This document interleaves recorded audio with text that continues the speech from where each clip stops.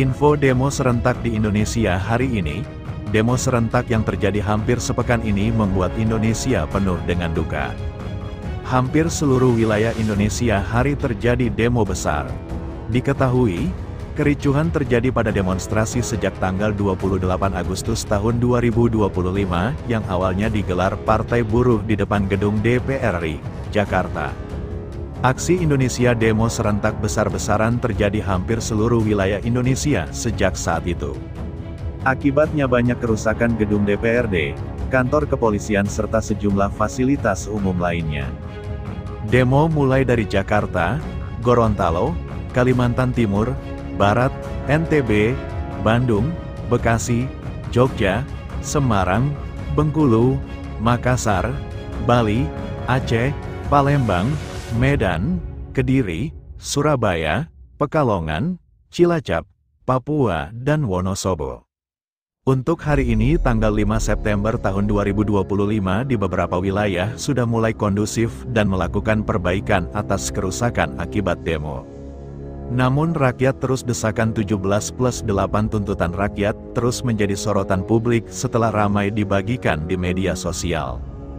Deretan tuntutan yang digagas sejumlah influencer, termasuk Andovida Lopez, Jerome Pauline dan Salsa Erwina, lahir sebagai rangkuman keresahan masyarakat di tengah aksi demonstrasi yang merebak di berbagai daerah. Isi tuntutan itu mencakup berbagai aspek, mulai dari pencegahan PHK massal, kepastian upah layak bagi pekerja termasuk mitra ojol, guru, dan buruh, hingga audit DPR yang harus dipublikasikan ke publik. Lantas muncul pertanyaan besar, bagaimana jika 17+8 tuntutan tersebut tidak segera dipenuhi pemerintah, mengingat besok Jumat adalah tanggal 5 September tahun 2025, tuntutan rakyat 17+8 sudah memasuki deadline. Aksi demonstrasi bertajuk Tagar Selamatkan Indonesia kembali digelar hari ini, Jumat, tanggal 5 September tahun 2025, di depan gedung DPR MPR RI, Jakarta Pusat. Demo ini merupakan puncak dari rangkaian gerakan 17+8 tuntutan rakyat yang sebelumnya telah disuarakan oleh masyarakat sipil, mahasiswa, dan sejumlah influencer. Gerakan ini menjadi simbol keresahan publik yang terorganisir, bukan sekadar unjuk rasa, melainkan seruan kolektif untuk reformasi dan keterbukaan dalam pemerintahan. Aksi demonstrasi bertajuk Tagar Selamatkan Indonesia adalah gerakan damai yang digagas oleh Aliansi Badan Eksekutif Mahasiswa Seluruh Indonesia, BEMSI, sebagai bentuk kritik terhadap kebijakan pemerintah dan parlemen yang dinilai tidak berpihak pada kepentingan rakyat. Namun hingga pagi tadi belum ada tanda-tanda pergerakan demo tersebut. Sebelumnya, gelombang demonstrasi tanggal 4 September tahun 2025, mahasiswa, buruh, dan masyarakat sipil turun ke jalan. Gelombang demonstrasi kembali berlangsung pada Kamis, tanggal 4 September tahun 2025, di Jakarta, Tangerang, Makassar dan sejumlah daerah lain. Ribuan massa dari berbagai elemen, mulai dari mahasiswa, buruh, hingga organisasi masyarakat sipil, turun ke jalan untuk menyuarakan aspirasi rakyat. Aksi ini masih merupakan rangkaian protes pasca kericuhan akhir Agustus yang menelan korban jiwa, termasuk Afan Kurniawan, seorang pengemudi ojek online yang tewas akibat tertabrak kendaraan taktis. Aliansi Badan Eksekutif Mahasiswa Seluruh Indonesia, BEMSI, menggelar aksi di depan gedung DPR MPR RI dengan tema Selamatkan Indonesia. Mereka menegaskan bahwa keresahan publik lahir dari praktik korupsi, politisasi hukum, manipulasi sejarah, dan kebijakan negara yang abai terhadap rakyat. Kepolisian menurunkan 2.143 personel gabungan untuk mengawal aksi di Jakarta Pusat, dengan titik utama sekitar gedung DPR MPR RI dan kawasan Monas. Sejak pagi, massa gerakan masyarakat Elang Khatulistiwa Nusantara berunjuk rasa di depan DPR. Mereka menuntut transparansi anggaran DPR, pembentukan pansus anti korupsi, serta pengesahan RUU perampasan aset. Di sisi lain, Aliansi Serikat Buruh yang tergabung dalam Gerakan Buruh Bersama Rakyat, Gebrak, menggelar aksi di kawasan Monas dengan jumlah massa sekitar 1.000 orang. Tuntutan mereka meliputi penghentian kriminalisasi aktivis, penurunan tarif pajak, harga sembako, serta pemotongan tunjangan pejabat negara hingga 50%. Selain itu, Forum Ketua DPW Partai Berkarya juga menggelar aksi di Monas dengan isu maladministrasi di Kementerian Hukum dan HAM terkait lambannya pengesahan kepengurusan partai. Sebelumnya di Makassar, kerusuhan saat aksi demonstrasi yang berujung pembakaran gedung DPRD Makassar, Sulawesi Selatan, Sulsel, ternyata dipicu ulah provokator. Pelaku menghasut massa untuk merusak fasilitas hingga membakar gedung anggota Dewan Perwakilan Rakyat melalui siaran langsung atau live TikTok. Gedung DPRD Makassar di Jalan Apetarani dibakar massa pada Jumat, 28/9, malam.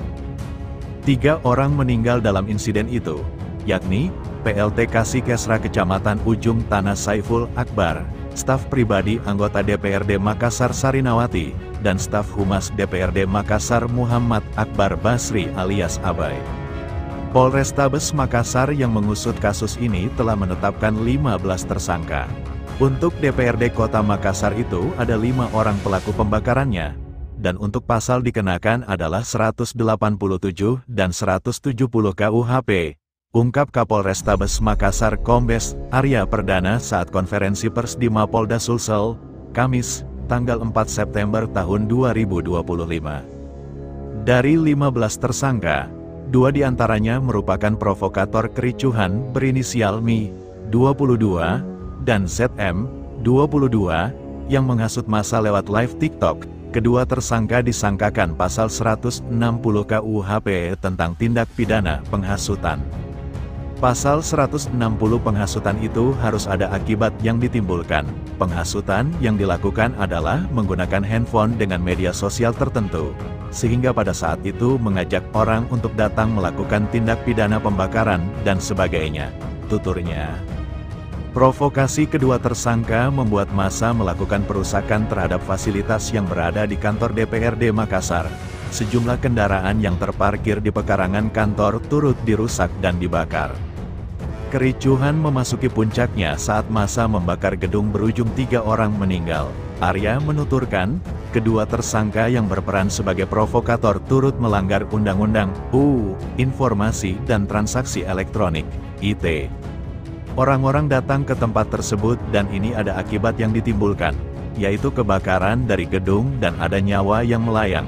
Sehingga itu dikenakan pasal 160 dan juga Undang-Undang ITE di pasal 45 ayat 2, ucap Arya.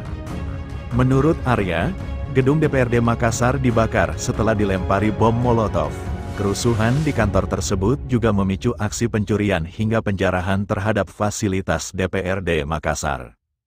Kalau sementara yang kami dalami itu pembakaran itu menggunakan bom Molotov.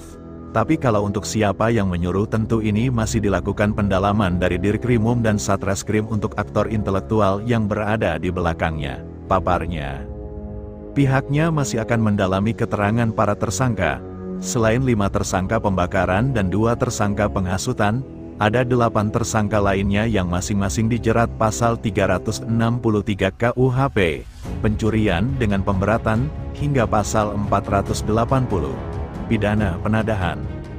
Sementara kami masih fokus pada pelaku-pelaku pembakaran maupun penghasutan serta yang melakukan penampungan terhadap barang-barang curian tersebut, imbu Arya.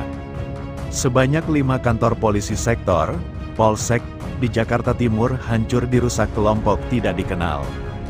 Kasat Reskrim Polres Metro Jakarta Timur, AKBP Diki Vertovan, mengkonfirmasi hal tersebut pada Sabtu, 30/8, kantor polisi di wilayah strategis jadi sasaran amuk. Polsek, Matraman, Makassar, Ciracas, Jatinegara, Cipayung yang diserang, kata Diki di Jakarta, Sabtu, 30/8. Diki juga menyebut kerusakan terjadi di Polres Jakarta Timur akibat diserang kelompok